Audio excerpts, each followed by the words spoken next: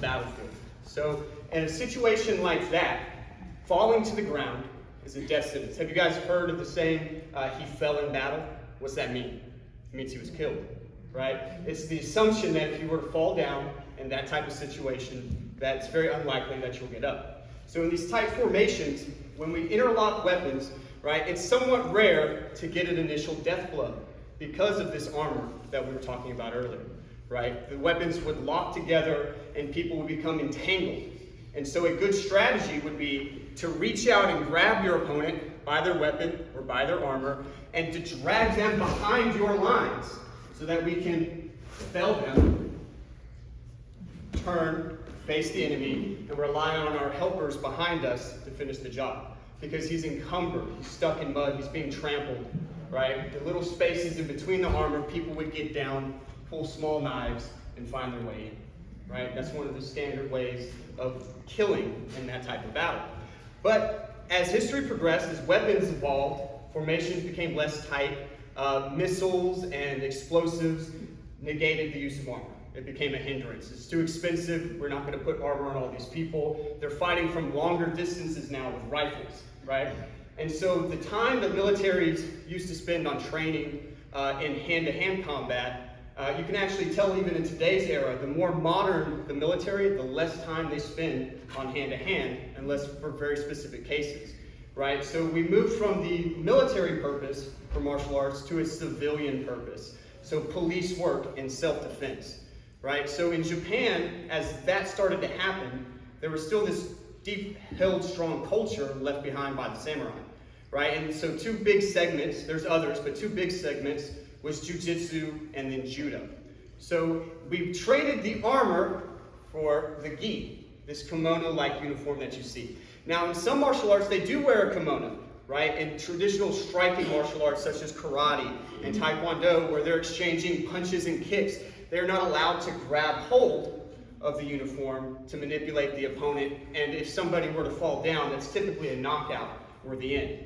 Well, jiu-jitsu, when that split happened, they maintained the use of weapons, right? They kept practicing with small swords and knives and other things of that nature, but they started to wear this to represent the clothing that you would walk around in. And we still fight in this today, right? Because grabbing hold of his arm can be an effective way to pull him. But what's even better is grabbing hold of this fabric, right? I can turn and tilt my opponent in lots of ways that I wouldn't be able to without these fabric grips. And this, in some ways, does represent the armor that we used to wear, but also what we wear in our day-to-day lives. You still have, most of us who's got a belt, right? We can grip hold of the belts to lift and raise our opponents.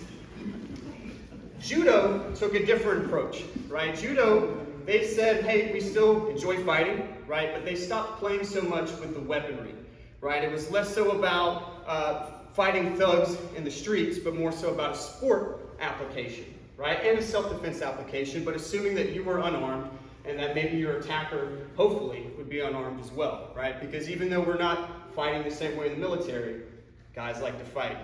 Right? So that's still going to happen, and so they practice, but judo held on to the notion, just like every martial art around the world, held on to the notion that being felled meant death. So in judo, if I were to perform this motion here, that is an immediate win for me. I felled him flat to his back.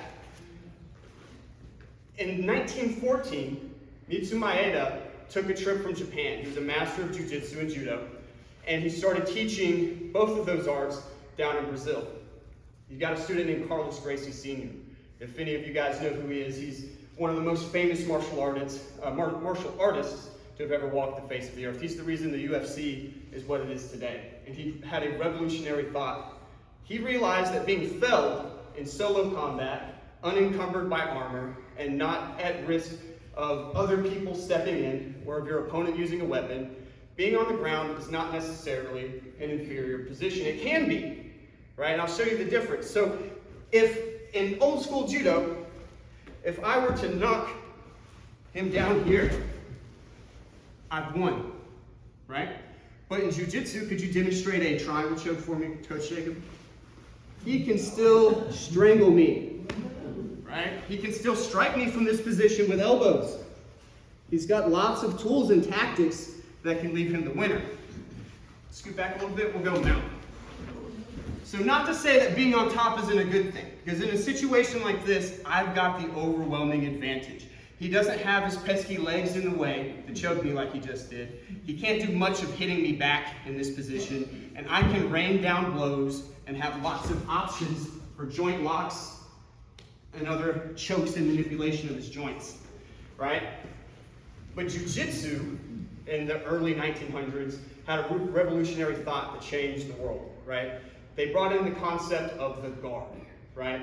In judo, there are some rules. If I don't throw him flat to his back, he's got a brief amount of time to spring back to his feet and continue the bout, right? In jiu-jitsu, that's where the match really begins. So in a jiu-jitsu match, the first 2 points are determined by who takes the other person down. But if I were to consider, hey, this guy's a much better wrestler or much better judoka, a judo practitioner, I might consider to myself, he's going to be able to take me down, and I'm not going to be able to stop him or get him to the floor. So how do I engage him with my guard play? The revolutionary idea of the guard pull, where I simply sit down and fight him. Right? Now this wouldn't be a good situation for a bar fight where there's multiple attackers. This wouldn't be a good situation for most real applications. But it is a good situation for the absolute worst possible situation. When you are completely overwhelmed physically with no chance of escape. Right? Because let's imagine, I am a small man, you don't have to imagine that. Let's imagine Jacob was a giant, right? Let's say Jacob was 6'5", 280 pounds of lean muscle. It's going to be very hard for me to take him down if he is my peer in training, right? It would be hard to take him down even if he wasn't, right? Maybe I could still do it, but it takes a lot of practice to do takedowns to somebody with that much overwhelming force above you. I certainly wouldn't want to have a boxing match with somebody of that size, right? Because even if I can dodge 9 out of 10 of his punches, mine aren't going to do the same damage to him. And he only needs 1 or 2 good strikes to render me unconscious or to hurt me in a way where I can't protect myself. So in a situation where running is no longer the option, or perhaps he's knocked me down, or perhaps I was just sitting there having a picnic and he ran up on me and there's no way for me to get to my feet, pulling guard is that last resort. Because from guard, I have loads of up kicks, right? And he has very little striking potential to me right now. And I know it looks like, oh, maybe I'll lay here and get beat up. Let's start playing through the punch block series a little bit. Once I get him to the floor, his strength is relatively nullified. He's not in a position where he can reach my face. If he tries to lift me up because he's strong, I can stand up. Let's come back.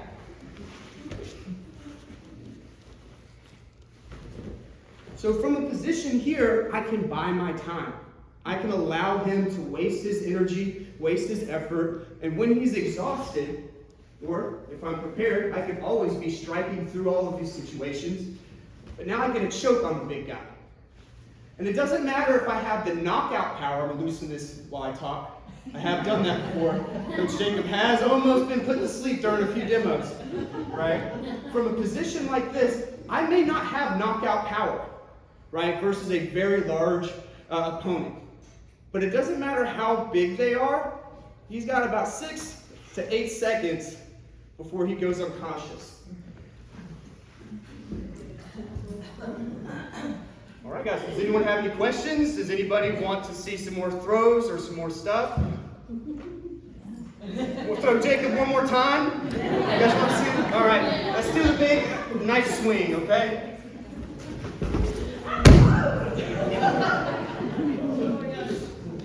All right, guys, that's